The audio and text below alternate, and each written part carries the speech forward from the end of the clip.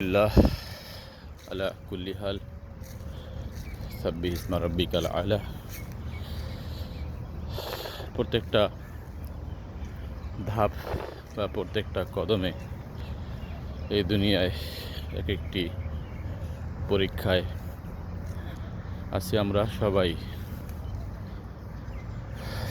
নিঃশ্বাস হতে নিদ্রা পর্যন্ত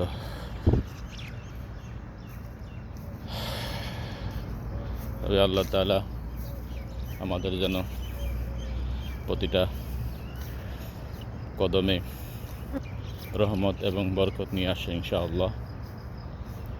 তবে প্রথম কথা হলো, আল্লাহ অবশ্যই সকালকে রহমত হিসাবে আমাদের জন্য দিয়েছেন, কারণ দীর্ঘ রাত ঘুমের পরে, ঘুম নামক মৃত্যুর পরে আবার জাগিয়ে তোলেন এবং নামাজ দিয়ে আল্লাহ তাআলা শুরু করেছেন আমাদের জীবনযাত্রা। আমরা যেন নামাজ না ছেড়ে দেই, যেন নামের মুসলমান হয়ে না রয়ে যাই, সেজন্য সকালের সালাত অনেক জরুরি। রহমত বরকত অবশ্যই আল্লাহ পাক নিয়ে আসবেন তার কুদরতি তরফ থেকে, কিন্তু আমাদের তো চেষ্টা করে যেতে হবে। যেই জায়গায় আছি তার ওই জায়গায় অবশ্যই কোনো না কোনো জায়গা পরিষ্কার পরিচ্ছন্নতার সাথে আছেন। এটাও একটা নিয়ামত, পরিষ্কার পরিচ্ছন্নতা ইমানের অঙ্গ। সবাই যেন আমরা পরিষ্কার পরিচ্ছন্নতা নিয়ে কাজ করি, যেখানে সেখানে ময়লা যেন না ফেলে দিই। দ্বিতীয়ত, সকালটাতে হালকা পাতলা যাদের কাজ আছে তারা তো কাজে বেরিয়ে পড়ে, আর যারা কাজ একটু দেরিতে বা হালকা কাজ অফিস আদালতে, তারা অবশ্যই যে কোনো ধর্মেরই হতে পারে, তার ধর্ম অনুকরণ করে আবার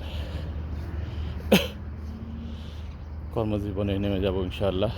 তবে এর মাঝে কিছু হালকা শরীর চর্চা করাটাও আমাদের অনেক জরুরি হয়ে পড়েছে, কারণ আমাদের বর্তমান জীবনযাত্রা এতটাই অনিরাপদ।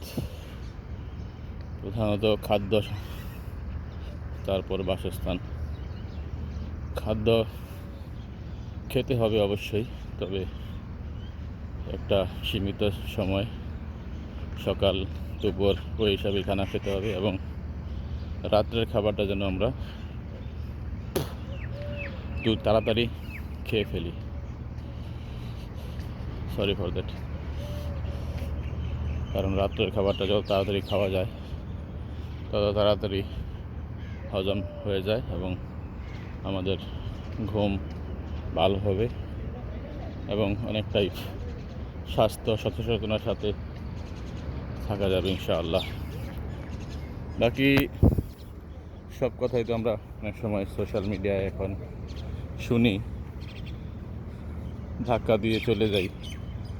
কিন্তু সমস্যা হচ্ছে যে আমরা এত কিছু শোনার পরে যদি একটা আমলও করি বা একটা কার্যক্রম চালু করি আমাদের শরীর চর্চায় সকাল থেকে শুরু করে, তাহলে আল্লাহ পাক ইনশাআল্লাহ আমাদের অনেকটাই সুস্থ রাখেন বা হওয়া যায়। সব কিছুই আল্লাহ তাআলার তরফ থেকে, তবে আমাদের চেষ্টা, এটাই প্রধান কাজ। কারণ চেষ্টাই সফলতা। যদি চেষ্টা না হয় তাহলে সফলতা আসবে কীভাবে? আজ আমরা এখানে আছি তাই বলে যে সবাই এখানে থাকতে হবে এমনটা না।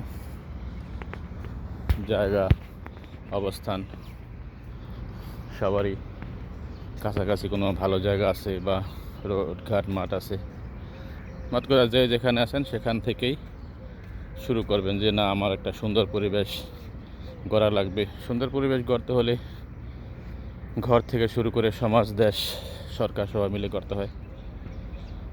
আজ দুবাই সরকার আলহামদুলিল্লাহ কতটা নিরাপদ এবং কতটা পরিষ্কার পরিচ্ছন্নতার সাথে রেখেছে।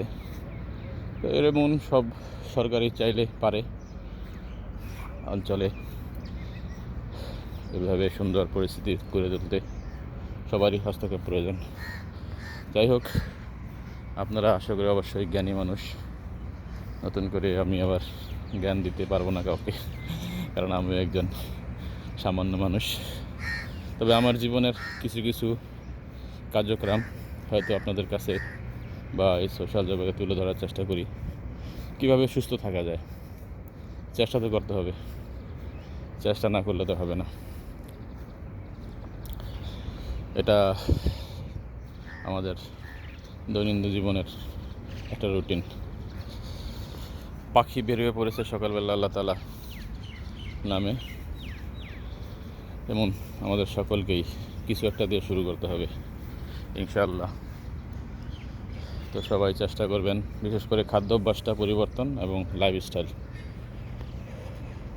এটা অনেক জরুরি, অনেক অনেক জরুরি, যেটার কোনো বিকল্প কিছুই নেই।